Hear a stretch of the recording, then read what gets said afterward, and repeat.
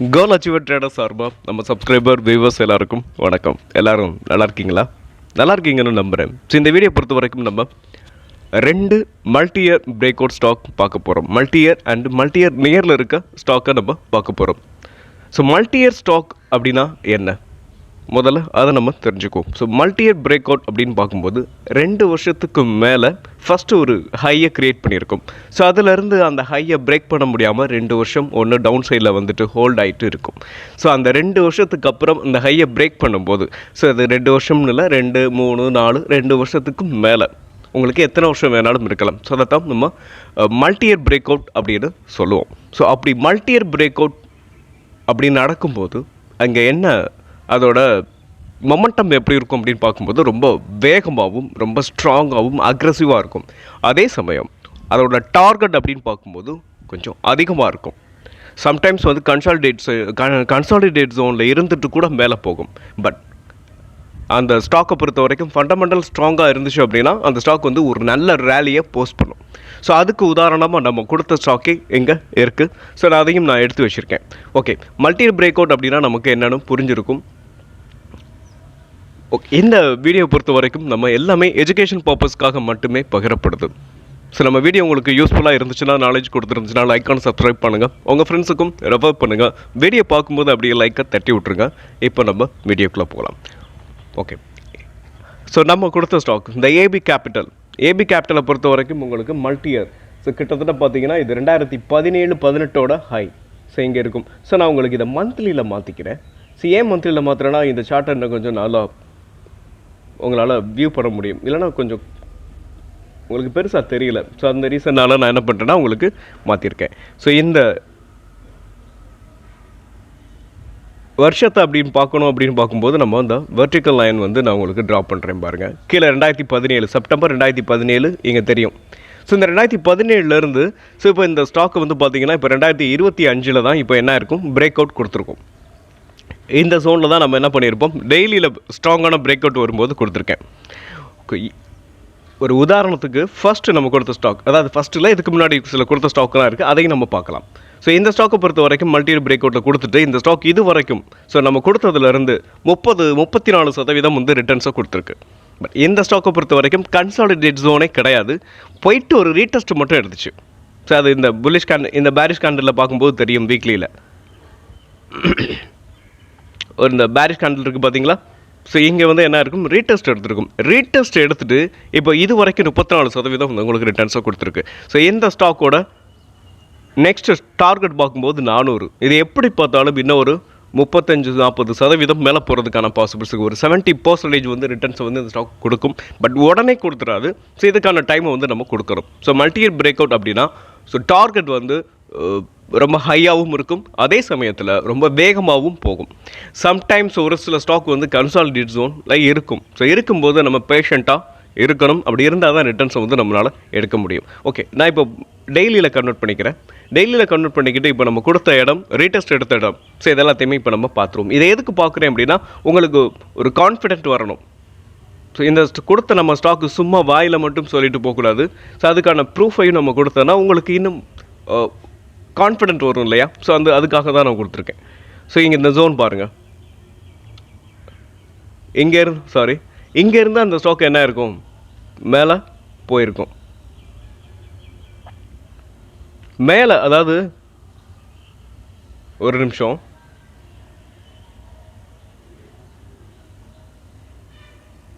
இங்கே இருக்குது. ஸோ இங்கேருந்து பிரேக் அவுட் கொடுத்துட்டு மேலே போயிட்டு ஒரு ரீடெஸ்ட் முடிச்சுட்டு இந்த ஸ்டாக் இப்படியே மேலே தான் போயிட்டுருக்கு. ஸோ இங்கேருந்து மேலே போயிட்டு அதோட டார்கெட் வந்து இது எப்போ வேணாலும் ஹிட் பண்ணலாம். ஸோ 1 இயர் கூட ஆகலாம். பட் இருந்தாலும் அது மேலே போகிறதுக்கான பாசிபிள்ஸ் இருக்குது. நம்ம கொடுத்த ஸ்டாக் இது வரைக்கும் 35% வந்து ரிட்டர்ன்ஸையும் போஸ்ட் பண்ணியிருக்கு. ஓகே, நெக்ஸ்ட் ஸ்டாக்கை நம்ம பார்த்துருவோம். நெக்ஸ்ட் ஸ்டாக் நம்ம கொடுத்த ஸ்டாக் பிரிவி ஸ்பெஷாலிட்டி கெமிக்கல். ஸோ இந்த பிரிவி ஸ்பெஷாலிட்டி கெமிக்கலை பொறுத்த வரைக்கும் 2022 ஹையை 2025 ஸோ இங்கே பிரேக் பண்ணிச்சு. வீக்லி ஷார்ட் எடுத்திருக்கேன். இங்கே பிரேக் பண்ணி உங்களுக்கு புல்லிஷ் கேண்டில் பிரிண்ட் ஆகும்போது நம்ம டெய்லியில் புல்லிஷ் கேண்டில் பிரிண்ட் ஆகும்போது நம்ம கொடுத்துருப்போம். ஸோ அது ஒரு கன்சாலிடேட் ஜோனில் ஒரு 3 மந்த் இருக்கும். ஸோ இந்த ஜோன் பாருங்கள். ஸோ கன்சாலிடேட் ஜோனில் தான் உங்களுக்கு 3 மந்த்தாக இருந்துச்சு. ஸோ இந்த ஜோன் பாருங்களேன். ஸோ இந்த ஹையில் தான் இருந்துச்சு. இந்த ஹையை பிரேக் பண்ணி, அதாவது இங்கே வரைக்கும் இருந்துச்சு, ரீடெஸ்ட்டும் கொடுத்துச்சு. இங்கே வந்து பேஷண்ட்டாக இருந்தவங்களுக்கு மட்டும்தான் இந்த ஸ்டாக்கை பொறுத்த வரைக்கும். ஸோ ஷேர் மார்க்கெட்டை பொறுத்த வரைக்கும் பேஷண்ட்டாக இருக்கணும். அப்படி இருந்தால் மட்டும்தான் நம்மளால் ரிட்டர்ன்ஸை மேக் பண்ண முடியும். அப்படி பேஷண்ட் வரணும் அப்படின்னா நீங்கள் உங்களுக்கு எப்படி இருக்கணும்? ஸோ டெக்னிக்கலாகவும் நீங்கள் ஸ்ட்ராங்காக இருக்கணும். அதே சமயத்தில் அந்த கம்பெனியை நீங்கள் நல்லா அனாலிசிஸும் பண்ணியிருக்கணும். ஸோ அதுக்கு இந்த ஸ்டாக் ஒரு பெரிய உதாரணம்னே சொல்லலாம். 3 months கன்சாலிடேஷன், அதுக்கப்புறம் இப்போ என்ன இருக்குது, மேலே போயிருக்கு. இது வரைக்கும் 33% வந்து இந்த ஸ்டாக் வந்து போஸ்ட் பண்ணியிருக்கு. ஆனால் நம்ம கொடுத்ததுலேருந்து இந்த ஸ்டாக்கோட டைமிங் அப்படின்னு பார்க்கும்போது மே 2025 மே மாதம் கொடுத்தது. ஸோ கிட்டத்தட்ட June, July, August, September, October முடிஞ்சிருச்சு. 5 மாதம் என்ன இருக்குது, 5 மாதம் உங்களுக்கு லாஸ்ட் 3 months வந்து என்ன இருக்குன்னா 2 or 3 months வந்து உங்களுக்கு கன்சாலிடேட் ஜோனில் தான் இருந்துச்சு. ஸோ அதுக்கப்புறம் தான் இப்போ உங்களுக்கு ரிட்டர்ன்ஸ் வந்து கொடுக்க ஆரம்பிச்சிருக்கு. இந்த ஸ்டாக்கோட டார்கெட் வந்து 3300 வரைக்கும் போகிறதுக்கான வாய்ப்புகள் இருக்குது. இன்னும் ஒரு 20% வந்து மேலே போகும். நெக்ஸ்ட் ஸ்டாக்கை நம்ம ஓகே ஃப்ரெண்ட். ஸோ இன்றைக்கி நம்ம பார்க்க போகிற ஸ்டாக் ஜேஎம் ஃபினான்ஸ். இந்த ஜேஎம் ஃபினான்ஸை பொறுத்த வரைக்கும் உங்களுக்கு நீங்கள் பாருங்கள், அதாவது கிட்டத்தட்ட இந்த வெர்டிக்கல் லைன் போட்டிருக்கேன். 2017 ஹையை இதுதான் உங்களுக்கு 2017 ஒரு நல்ல ரேலியை போஸ்ட் பண்ணிவிட்டு அங்கேருந்து இந்த ஸ்டாக் வந்து கீழே விழுந்திருக்கும். ஸோ கீழே விழுந்த இந்த ஸ்டாக் வந்து இது வரைக்கும் என்ன இருக்கும், 2017 ஹை இது. ஸோ இங்கேருந்து உங்களுக்கு பெரிய ஃபால், இந்த ஃபால்லேருந்து இந்த ஸ்டாக் வந்து ரெக்கவர் ஆகி இங்கே அகைன் மறுபடியும் இந்த ப்ரீவியஸ் ஹைக்கு வந்துருச்சு. ப்ரீவியஸ் ஹைக்கு வந்துட்டு இது எப்போ வேணாலும் முடக்கலாம்.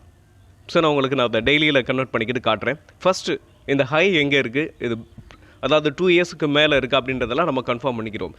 ஸோ அதாவது மல்டியர் பிரேக் அவுட் அப்படின்றது கிட்டத்தட்ட பார்த்தீங்கன்னா இந்த ஜோன் பாருங்களேன், 2017 இப்போ 2025. ஸோ கிட்டத்தட்ட 8 வருஷம் ஹையை இப்போ வந்து பிரேக் பண்ண போகுது. ஸோ பிரேக் பண்ணுறதுக்கான பாசிபிள்ஸ் இருக்குது. பட் இப்போதைக்கு கரண்ட்டாக பிரேக் பண்ணலை. நீங்கள் இந்த ஸ்டாக் வாட்ச் லிஸ்ட்டில் ஆட் பண்ணிக்கோங்க. இப்போ நான் கிளியராக உங்களுக்கு டெய்லி சார்ட்டில் கன்வெர்ட் பண்ணிக்கிட்டு இப்போ நம்ம அனாலிசிஸ் பண்ணலாம். ஓகே, நெக்ஸ்ட் இந்த ஸ்டாக் வந்து உங்களுக்கு ஒரு கிட்டத்தட்ட இந்த ஸ்டாக் வந்து நெக்ஸ்ட் ஒரு இதோட உடச்சிச்சு அப்படின்னா இது வந்து நெக்ஸ்ட் வந்து எங்கே வரைக்கும் போகும் பார்த்தீங்கன்னா ஒரு 300 rupees வரைக்கும் போகிறதுக்கான பாசிபிள்ஸ் இருக்குது. ஒரு 40 or 50% வந்து உங்களுக்கு ரிட்டர்ன்ஸை வந்து இந்த ஸ்டாக் வந்து கொடுக்கறதுக்கான வாய்ப்புகள் இந்த ஸ்டாக்கில் இருக்குது. அதே சமயம் நம்ம வெயிட் பண்ணணும். ஸோ என்னை பொறுத்த வரைக்கும் நம்ம இந்த ஸ்டாக்கை பிரேக் அவுட்டுக்கு வெயிட் பண்ணணும். ஸோ பிரேக் அவுட்டுக்கு வெயிட் பண்ணதுக்கப்புறம் தான் வெயிட் பண்ணணும். அதுக்கு முன்னாடி நீங்கள் வாட்ச் லிஸ்ட்டில் ஆட் பண்ணிக்கிட்டோன்னா நம்ம இந்த ஸ்டாக்கை பற்றி ஃபுல் அனாலிசிஸ் நீங்கள் பண்ணிடலாம். 61% வந்து உங்களுக்கு ரிட்டர்ன்ஸ் கொடுக்கறதுக்கான பாசிபிள்ஸ் 60% இருக்குது. ஓகே, இப்போ டெய்லியில் நம்ம கன்வெர்ட் பண்ணுவோம். கன்வெர்ட் பண்ணிவிட்டு கரண்ட்டாக இப்போ இந்த ஸ்டாக் வந்து எப்படி இருக்குது, ஸோ என்ன பொசிஷனில் இருக்குது, பிரேக் அவுட் நியரில் இருக்கா, இல்லை அது என்ன சப்போர்ட்டில் இருக்கா அப்படின்றத இப்போ நம்ம பார்க்கலாம். ஜேஎம் ஃபினான்ஸை பொறுத்த வரைக்கும் ஸோ இதுதான் உங்களுக்கு இதோட டெய்லி சார்ட்டில் ஆல் டைம் ஹை லைன்.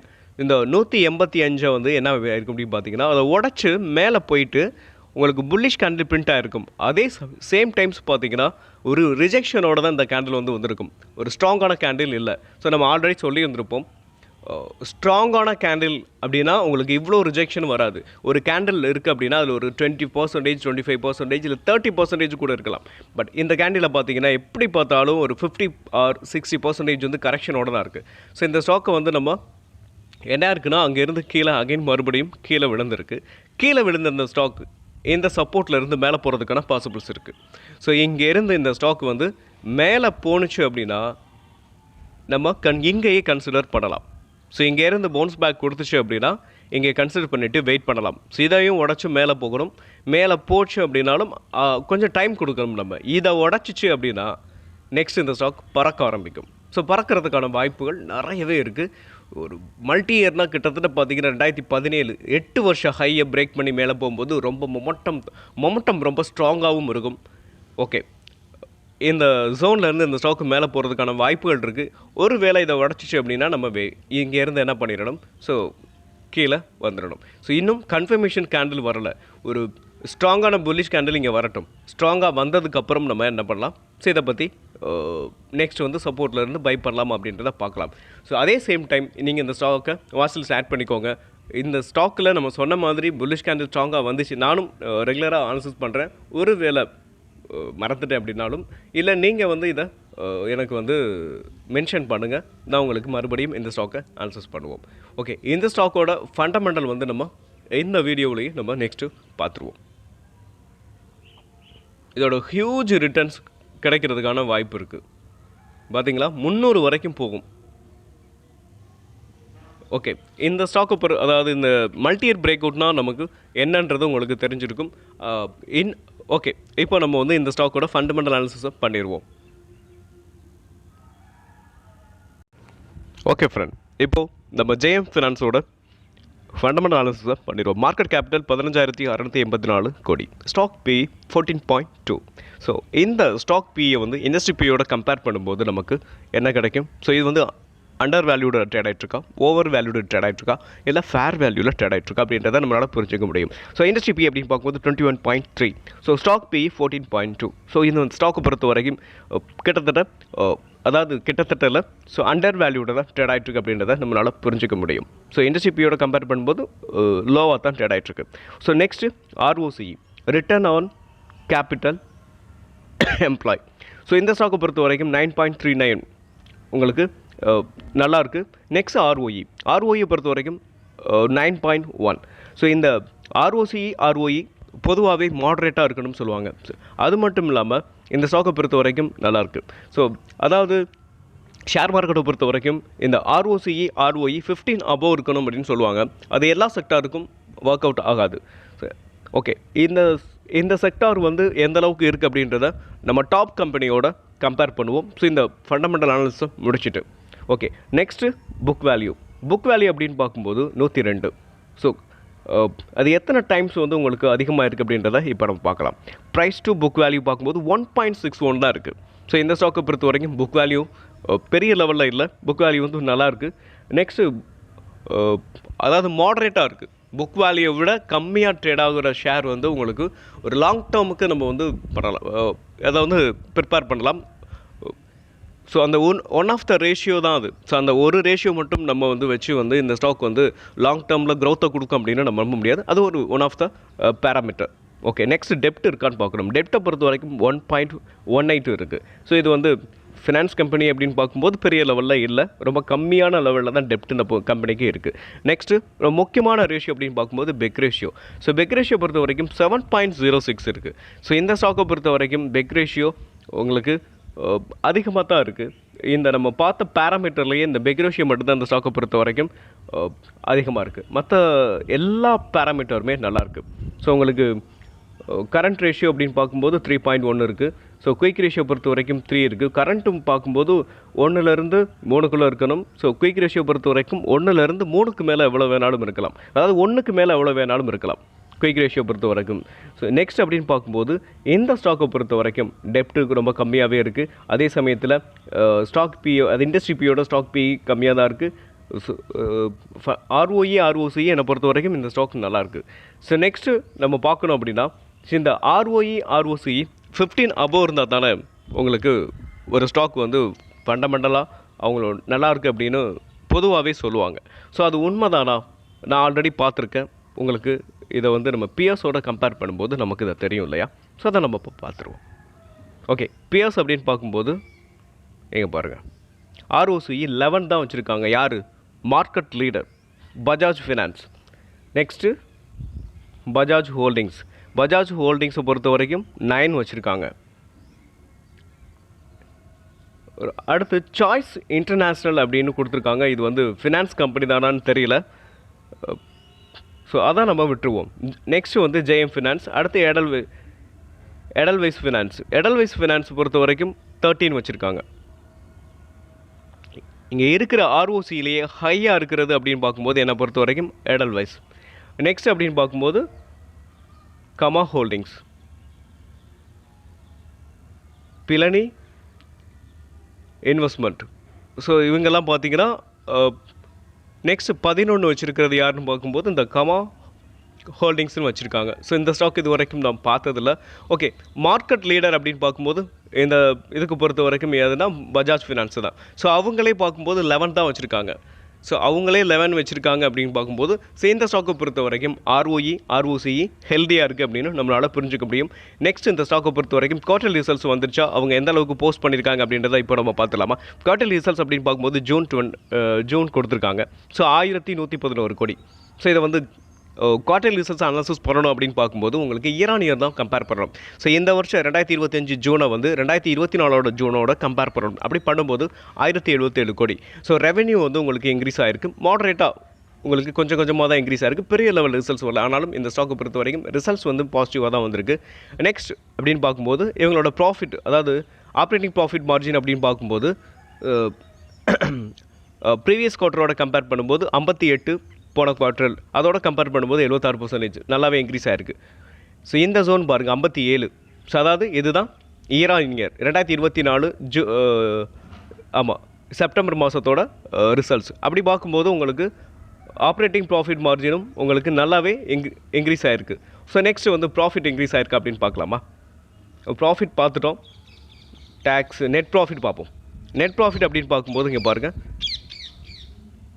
459 கோடி. ஸோ ப்ராஃபிட்டை பொறுத்த வரைக்கும் வேறு லெவலில் கொடுத்து போஸ்ட் பண்ணியிருக்காங்க. ப்ரீவியஸ் குவார்ட்டரோட கம்பேர் பண்ணும்போது அப்படியே டபுளாக மாறி இருக்குது. நெக்ஸ்ட்டு இயர் ஆன் இயர் பண்ணும்போது 187 கோடி. உங்களுக்கு ப்ராஃபிட் வந்து உங்களுக்கு அளவுக்கு அதிகமாக வந்திருக்கு. ஒருவேளை ஒன் டைம் செட்டில்மெண்ட் அந்த மாதிரி ஏதாவது வந்திருக்கு அப்படின்றத நம்ம பார்க்கலாமா? அதர் இன்கமில் பார்த்தீங்கன்னா இது தெரிஞ்சிடும். ஸோ அதர் இன்கம் இந்த இருக்குது பாருங்கள், நான் கொஞ்சம் ஜூம் பண்ணுறேன். அதர் இன்கம் இங்கே இருக்குது. ஸோ இதை வந்து நம்ம இப்போ என்ன பண்ணலாம்? ஸோ இந்த கரண்ட் குவார்ட்டருக்கு ஏதாவது ஒன் டைம் செட்டில்மெண்ட் வந்திருக்கா? கிடையாது, 10 கோடி தான் வந்திருக்கு. ஸோ இப்போ இவங்களோட ப்ராஃபிட் வந்து அபரிதமான அளவுக்கு வந்திருக்கு. ஸோ நெக்ஸ்ட் வந்து நம்ம ப்ராஃபிட் லாஸ் அக்கௌண்ட்டு பார்க்கலாம்.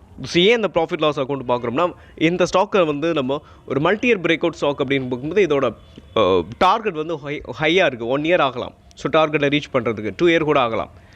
ஸோ இல்லை 6 months கூட ஆகலாம். ஆனால் உங்களுக்கு இந்த ஸ்டாக் அதனால் நம்ம என்ன பண்ணலாம்னா, இவங்களோட பேலன்ஸ் ஷீட், அதாவது ப்ராஃபிட் அண்ட் லாஸ் அக்கௌண்ட்டாக பார்த்துருவோம். 2014 1000 கோடியாக இருந்துச்சுங்க. அப்படியே கிராஜுவலாக உங்களுக்கு போய்கிட்டே இருக்குது. ஸோ இவங்களோட இப்போ கரண்ட்டாக பாருங்கள் 2025 4410 கோடி. இன்னும் இந்த இயரோட ஃபினான்ஷியல் இயர் இன்னும் கம்ப்ளீட் ஆகலை.